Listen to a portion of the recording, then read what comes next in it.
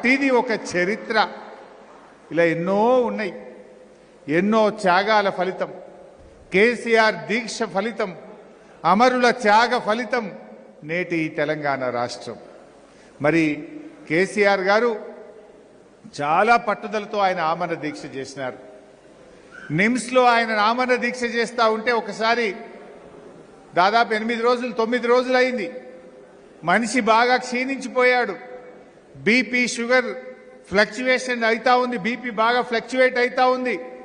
ఓ రోజు నేను దగ్గరికి పోయి దీక్ష విరమించాలేమో, మీ ప్రాణానికి హాని జరిగే ప్రమాదం ఉందని డాక్టర్లు చెప్తున్నారు అని నేను దగ్గరికి పోయి ఆయనను చాలాసేపు బతిలాడడం జరిగింది.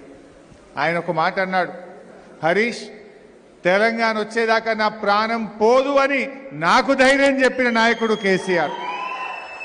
నాకు ఉల్టా ధైర్యం చెప్పిండు మంచం మీద పట్టుకొని. అంత మొక్కబోని ధైర్యం ఆయనది.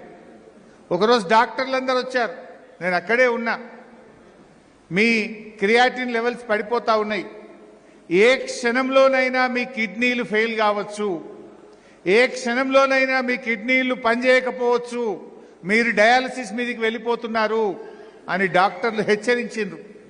మీరు దీక్ష విరమించాల్సిందే, మీకు ప్రాణహాని ఉంది అని డాక్టర్లు హెచ్చరించారు. ఒక మాట అన్నాడు డాక్టర్లతోని, నేను విరమించను, నేను చచ్చిపోతే నా శవం మీద తెలంగాణ జెండా కప్పండి అన్నాడు కేసీఆర్. కొంతమంది మూర్ఖులు ఈరోజు మాట్లాడుతున్నారు కేసీఆర్ దీక్ష మీద. ఆ రోజు దగ్గరుండి చూసిన వాళ్ళు ఎంతో మంది, జయశంకర్ సార్, మందకృష్ణ మాదిగ గారు, ఆర్ విద్యాసాగర్ రావు గారు, పార్టీ శ్రేణులు ఎంతో మంది దగ్గరగా ఉండి చూశారు. ఇవాళ ఒక పిసిసి ప్రెసిడెంట్ మూర్ఖంగా మాట్లాడుతుండు కేసీఆర్ దీక్ష గురించి. అసలు ఆ దీక్ష గురించి మాట్లాడే అర్హత నీకు ఉన్నదా? కేసీఆరే లేకపోతే తెలంగాణ ఎక్కడిది? తెలంగాణ లేకపోతే నీకు ఆ టీపీసీసీ అధ్యక్ష పదవి ఎక్కడిది?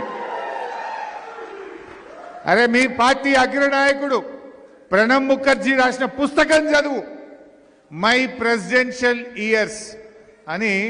భారతదేశ రాష్ట్రపతి ప్రణబ్ ముఖర్జీ ఒక పుస్తకం రాశాడు. ఎందుకంటే తెలంగాణ మీద ప్రణబ్ ముఖర్జీ కమిటీ వేసింది ఆనాటి యూపీఏ ప్రభుత్వం, సంప్రదింపులు చేసింది ఆనాడు ప్రణబ్ ముఖర్జీ, తెలంగాణ బిల్లు మీద సంతకం పెట్టింది ప్రణబ్ ముఖర్జీ, రాష్ట్రపతిగా గెజిట్ పబ్లిష్ చేసింది ప్రణబ్ ముఖర్జీ. ఆ ప్రణబ్ ముఖర్జీయే ద ప్రెసిడెన్షియల్ ఇయర్స్ అనే తాను రాసిన పుస్తకంలో కేసీఆర్ గురించి ఒక పేజీ రాసిండు.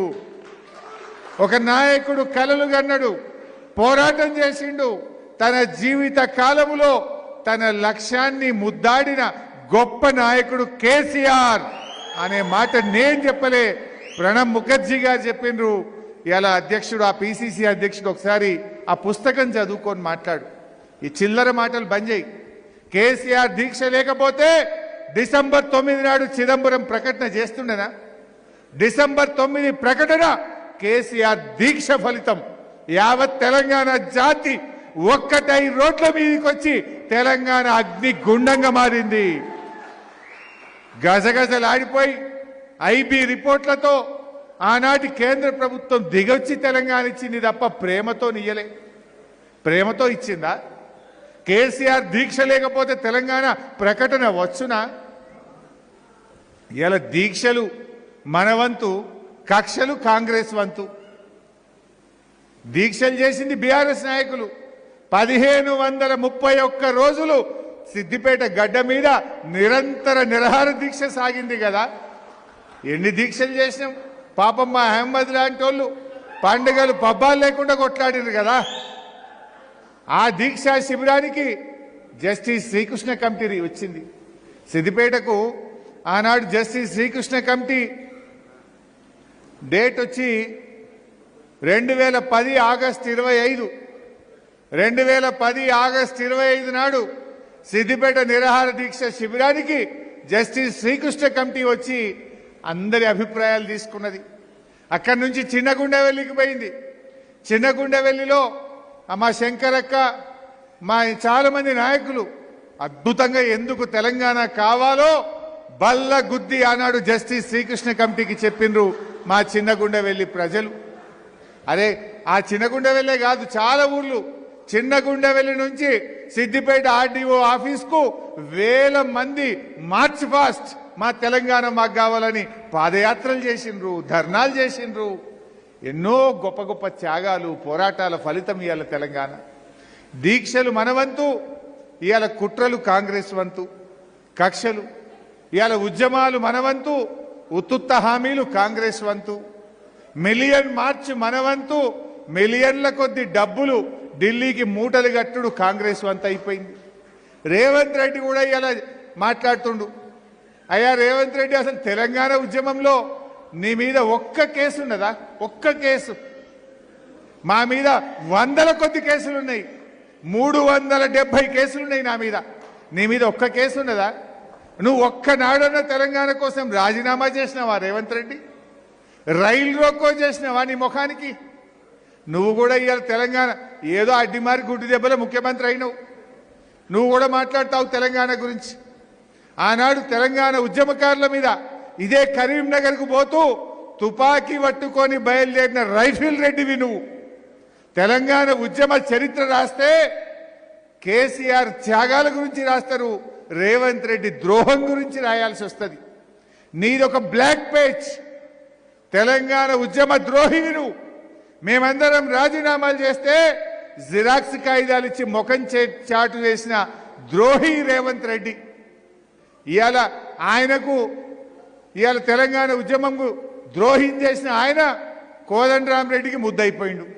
ఉద్యమాలు చేసిన మేము చేదైపోయినాం, ఉద్యమ ద్రోహి రేవంత్ రెడ్డి కోదండరాంకు ముద్దయిపోయిండు. ఏనడన్నా ఉద్యమం చేస్తేవా, జై తెలంగాణ అంటివా, అమరుల పాడెమోస్తీవా, రాజీనామా చేస్తేవా? ఏనాడు నువ్వు ఉద్యమంలో పాల్గొన్నావు? ఇలా ఇంకా బాధ కలుగుతా ఉంది నాకు నిజంగా. ఢిల్లీలో కేసీఆర్ గారేమో తెలంగాణ సాధించిండు. తెలంగాణ సాధించడమే కాదు, తెలంగాణ ఉద్యమం ఎందుకోసం జరిగింది జయశంకర్ సార్ చెప్పేవాడు. నీళ్లు, నిధులు, నియామకాలు. తెలంగాణ పోరాటమే నీళ్ల కోసం, నిధుల కోసం, నియామకాల కోసం. ఆనాడు కేసీఆర్ తెలంగాణ సాధించిండు. సాధించడమే కాదు, నియామకాల్లో పక్కా 95% ఉద్యోగాలు తెలంగాణ బిడ్డలకే దక్కేటట్టు రాష్ట్రపతి ఉత్తర్వులను సవరింపజేసిండు కేసీఆర్. మన నిధులు మనకే దక్కేటట్టు చేసి తెలంగాణ పర్ క్యాపిటా ఇన్కమ్లో దేశంలో నంబర్ 1, జిఎస్డిపి గ్రోత్ రేట్లో తెలంగాణ నంబర్ 1గా నిలిపిండు కేసీఆర్. నీళ్లు, కృష్ణానది జలాలు మనకే దక్కాలని కృష్ణా ట్రిబ్యునల్ సెక్షన్ 3ని సాధించిండు కేసీఆర్. సెక్షన్ 3ని సాధించడమే కాదు, కొత్త ట్రిబ్యునల్ వేస్తే 20 ఏళ్లు పడుతుందని KWDT 2 tribunal, Krishna water dispute tribunal 2కు ఈ TORని ఇచ్చేటట్టు చేసిండు కేసీఆర్. ఎంతో సుప్రీంకోర్టు పోయిండు, ప్రధానమంత్రిని కలిసిండు, నీళ్ల మంత్రిని కలిసిండు, అన్ని ప్రయత్నాలు చేసి KWDT 2కు ఈ కృష్ణా నదీ జలాలు ప్రాజెక్టుల వారిగా పంచాలని చెప్పి సెక్షన్ 3ని కేసీఆర్ సాధించిండు. ఎందుకు ఈ ముచ్చట చెప్తున్నాను మీరు అనుకోవచ్చు. గత 3 రోజుల నుంచి ఢిల్లీలో ఆంధ్రప్రదేశ్ ప్రభుత్వం ట్రిబ్యునల్ ముందు వాదనలు వినిపిస్తుంది. ఆ కృష్ణా నదిలో నీళ్ల పంపకం మీద మొన్నటిదాకా మన ఇంజనీర్లు, మన లాయర్లు వాదించారు. ఇప్పుడు ఆంధ్రప్రదేశ్ వాదిస్తున్నది. ఆంధ్రప్రదేశ్ లాయర్లు పోయి ట్రిబ్యునల్ ముందు ఏమంటున్నారు తెలుసా? జడ్జి గారి ముందు తెలంగాణ ఉద్యమం రాజకీయాల కోసం అయిందట. తెలంగాణ ఉద్యమం నీళ్ల కోసం కాదు, తెలంగాణ ఉద్యమం ప్రజలది కాదు, తెలంగాణ ఉద్యమం ఇదొక రాజకీయ ఉద్యమం అని చెప్పి ఆంధ్రప్రదేశ్ న్యాయవాదులు, ఇంజనీర్లు ట్రిబ్యునల్ ముందు వాదిస్తుంటే ఈ అడ్డిమారి గుడ్డు దెబ్బ ముఖ్యమంత్రి, ఈ తెలంగాణ ద్రోహి రేవంత్ రెడ్డి, ఇంకొక ఆయన ఉత్తుత్త మంత్రి ఉంటాడు ఉత్తమ్ కుమార్ రెడ్డి, ఈ ఇద్దరు కూడా సిగ్గు లేకుండా నోర్లు మూసుకొని సప్పుడే కూర్చుంటున్నారు.